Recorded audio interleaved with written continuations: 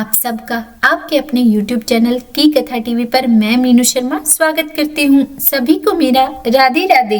आज की इस वीडियो में आप रसपान करेंगे माघ मास महात्म्य में 24वें अध्याय का। तो यह 24वां अध्याय शुरू करने से पहले चलिए जान लेते हैं कि कल यानी कि इसके 23वें अध्याय में क्या हुआ। तो देखिए, कल 23वें अध्याय में महर्षि वशिष्ठ जी राजा दिलीप को ऋषि कुत्स और उनके पुत्र वत्स का प्रसंग बता रहे थे कि जिसमें पुत्र वत्स अपने पिताजी को यानी कि ऋषि कुत्स को बताते हैं कि उन्हें किस तरह की स्त्री के साथ विवाह करना है। और अब आगे की कथा हम आज के अध्याय में सुनेंगे। तो आज का अध्याय शुरू करने से पहले चलिए सर्वप्रथम भगवान श्री गणेश का ध्यान करते हैं। कैलाशी शिव सुत सुनो, करो भक्त कल्याण, सब जन द्वारे आ खड़े, आज बचा लो प्राण। और अब आज का 24वां अध्याय हम शुरू करते हैं। महर्षि वशिष्ठ जी कहते हैं कि हे राजा दिलीप, ऋषि पुत्र वत्स भार्या की इच्छा के साथ अपने स्वाध्याय में लगे रहते हैं। अब उनकी भार्या की कथा सुनो।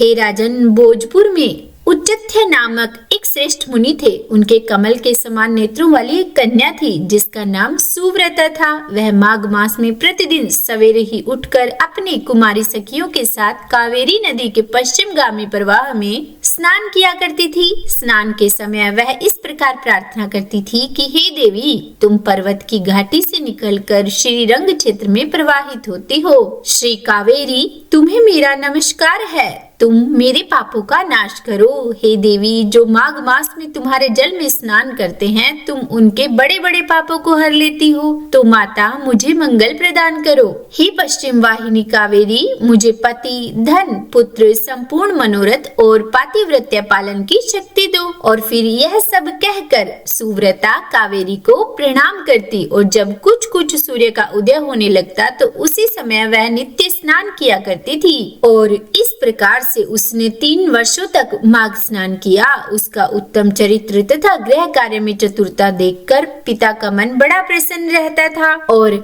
अब कन्या के बड़े होने पर वे सोचने लगे थे कि अपनी कन्या का विवाह किससे करूं। इसी बीच में कुत्स मुनि ने अपने पुत्र ब्रह्मचारी वत्स का विवाह करने के लिए ऋषि उचित्य की सुमुखी कन्या सुव्रता का वरण करने का विचार किया। सुव्रता बड़ी ही सुंदर थी। उसमें अनेक शुभ लक्षण थे। वह बाहर और भीतर से शुद्ध तथा निरोग थी। उस समय उसकी कहीं तुलना नहीं थी। वत्स मुनि ने उससे विवाह करने की अभिलाषा की।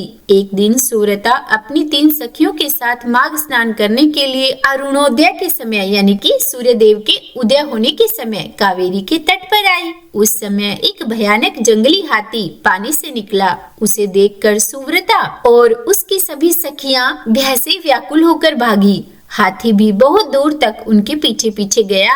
चारों कन्याएं वेग से दौड़ने के कारण हांफने लगी और तिनकों से ढके हुए एक बहुत बड़े जल शून्य कुएं में गिर पड़ी। कुएं में गिरते ही उनके प्राण निकल गए और जब वे घर लौटकर नहीं आई तब उनके माता पिता उनकी खोज करते हुए इधर उधर भटकने लगे। उन्होंने वन वन में घूमकर झाड़ी झाड़ी छान डाली और फिर आगे जाने पर उन्हें एक गहरा कुआं दिखाई दिया जो तिनकों से ढके होने के कारण उन्हें दिखता नहीं था। उन्होंने देखा वे कमल लोचन कन्याएं कुएं के भीतर निर्जीव होकर पड़ी हैं। उनकी माताएं कन्याओं के पास चली गई और शोकग्रस्त हो बारंबार उन्हें छाती से लगाकर विमले, कमले, सुव्रते, सुरसे आदि नाम से लेकर विलाप करने लगी। कन्याओं की माताएं जब इस प्रकार जोर जोर से रो रही थी तो उसी समय तपस्या के भंडार, कांतिमान, धीर तथा जितेंद्रिय श्री मृगशृंग मुनि वहां आ पहुँचे। उन्होंने मन ही मन एक उपाय सोचा और सोचकर उन कन्याओं की माताओं को आश्वासन देते हुए कहा कि जब तक इन कमल नयनी कन्याओं को जीवित न कर दूं तब तक आप लोग इनके सुंदर शरीर की रक्षा कीजिए। ये कहकर मुनि परम पावन कावेरी नदी के तट पर गए और कंठ भर पानी में खड़े होकर मुख और भुजाओं को ऊपर उठाए सूर्य देव की ओर देखते हुए मृत्यु देवता की स्तुति करने लगे। इस इसी बीच में वही हाथी पानी के अंदर से उठकर बाहर निकला और उन ब्राह्मण मुनि को मारने के लिए सूंड उठाए बड़े वेग से उनके समीप आया। हाथी का क्रोध देखकर भी मुनिवर मृगशृंग विचलित नहीं हुए, वो चुपचाप वहीं खड़े रहे। पास आने पर एक ही क्षण में उस गजराज का क्रोध चला गया, वह बिल्कुल शांत हो गया। उसने मुनि को सूंड से पकड़कर अपनी पीठ पर बिठा लिया। तब मुनि भी उसके भाव को समझ गए। उसके कंधे पर सुखपूर्वक बैठने से उन्हें बड़ा ही संतोष हुआ।